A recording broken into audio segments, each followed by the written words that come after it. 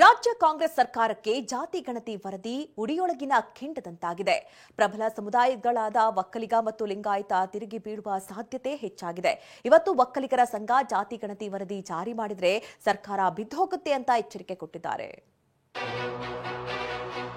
ಜಾತಿ ಗಣತಿ ವರದಿ ವಿರುದ್ಧ ತಿರುಗಿ ಬಿದ್ದ ಒಕ್ಕಲಿಗ ಸಮುದಾಯ ಯಾವುದೇ ಕಾರಣಕ್ಕೂ ಇದನ್ನ ಜಾರಿ ತರಬಾರದು. ವರದಿ ಜಾರಿ ಮಾಡಿದ್ರೆ ಈ ಸರ್ಕಾರ ಬೀಳುತ್ತೆ ಅಂತ ಎಚ್ಚರಿಕೆ. ಹೌದು, ಏನಾದ್ರು ವರದಿ ಜಾರಿ ಮಾಡಿದ್ರೆ ಈ ಸರ್ಕಾರ ಬೀಳುತ್ತೆ. ಜಾತಿ ಗಣತಿ ವಿರುದ್ಧ ದಿನದಿನಕ್ಕೂ ಆಕ್ರೋಶದ ಜ್ವಾಲೆ ಭುಗಿಲೇಳ್ತಿದೆ. ಇದರ ವಿರುದ್ಧ ರಾಜ್ಯದ ಪ್ರಬಲ ಸಮುದಾಯಗಳಾದ ವೀರಶೈವ ಲಿಂಗಾಯತ ಮತ್ತು ಒಕ್ಕಲಿಗ ಸಮುದಾಯ ಸಿಡಿದೆದ್ದಿದೆ. ಜಾತಿ ಗಣತಿಗೆ ವಿರೋಧಿಸಲು ಒಕ್ಕಲಿಗರ ಸಂಘ ಇಂದು ಮಹತ್ವದ ಸಭೆ ನಡೆಸಿತ್ತು. ಸುದೀರ್ಘವಾಗಿ ನಡೆದ ಚರ್ಚೆಯಲ್ಲಿ ವರದಿಯನ್ನ ಸಂಪೂರ್ಣವಾಗಿ ತಿರಸ್ಕರಿಸುವುದು, ಹೋರಾಟಕ್ಕೆ ಕಾರ್ಯತಂತ್ರ ರೂಪಿಸುವ ಬಗ್ಗೆ ನಿರ್ಣಯ ಕೈಗೊಳ್ಳಲಾಯಿತು. ಸಭೆ ಬಳಿಕ ಮಾತನಾಡಿದ ಒಕ್ಕಲಿಗರ ಸಂಘದ ಅಧ್ಯಕ್ಷ ಕೆಂಚಪ್ಪಗೌಡ, ಜಾತಿ ಗಣತಿ ವರದಿ ಜಾರಿಯಾದರೆ ಒಕ್ಕಲಿಗ ಸಮುದಾಯಕ್ಕೆ ಅನ್ಯಾಯವಾಗಲಿದೆ. 224 ಕ್ಷೇತ್ರದಲ್ಲಿ ನಮ್ಮ ಸಂಖ್ಯಾಬಲ ಕೇವಲ 61 ಲಕ್ಷ ಮಾತ್ರನಾ ಅಂತ ಕಿಡಿಕಾರಿದ್ರು. ಹೊಸದಾಗಿ ಸಮೀಕ್ಷೆ ಮಾಡಬೇಕು ಅಂತ ಆಗ್ರಹಿಸಿರುವ ಒಕ್ಕಲಿಗರ ಸಂಘ, ಸ್ವಾಮೀಜಿಗಳ ನೇತೃತ್ವದಲ್ಲಿ ಹೋರಾಟ ಮಾಡ್ತೀವಿ, ಸಭೆ ಯಾವಾಗ ಮಾಡಬೇಕು, ಎಲ್ಲಿ ಮಾಡಬೇಕು ಅಂತ ನಮ್ಮ ನಿರ್ಮಲಾನಂದ ಸ್ವಾಮೀಜಿ, ನಂಜಾವಧೂತ ಸ್ವಾಮೀಜಿ, ಚಂದ್ರಶೇಖರನಾಥ್ ಸ್ವಾಮೀಜಿ ಹೇಳ್ತಾರೆ ಅಂತ ತಿಳಿಸಿದ್ದಾರೆ. ದೊಡ್ಡ ಹೋರಾಟ ಮಾಡಬೇಕು ಅಂತೇಳಿ ಈಗಾಗಲೇ ನಮ್ಮ ಕಾರ್ಯಕಾರಿ ಸಮಿತಿ ಎಲ್ಲ ನಿರ್ದೇಶಕರು ನಮಗೆ ಸಲಹೆ ಕೊಟ್ಟಿದ್ದಾರೆ.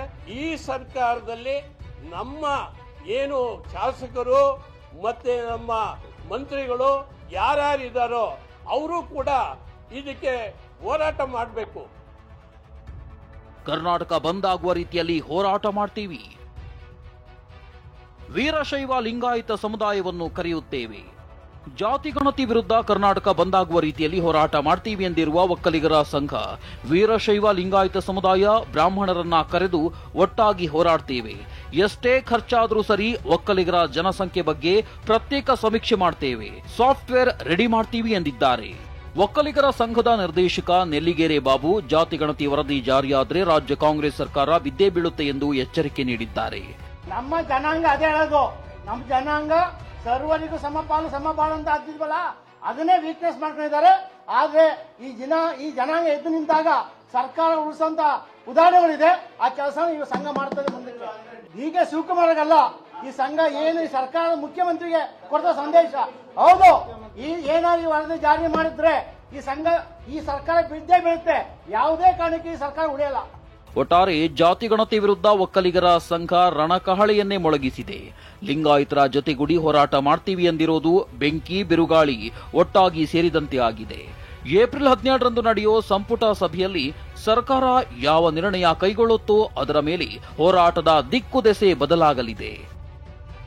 Bureau report, TV9.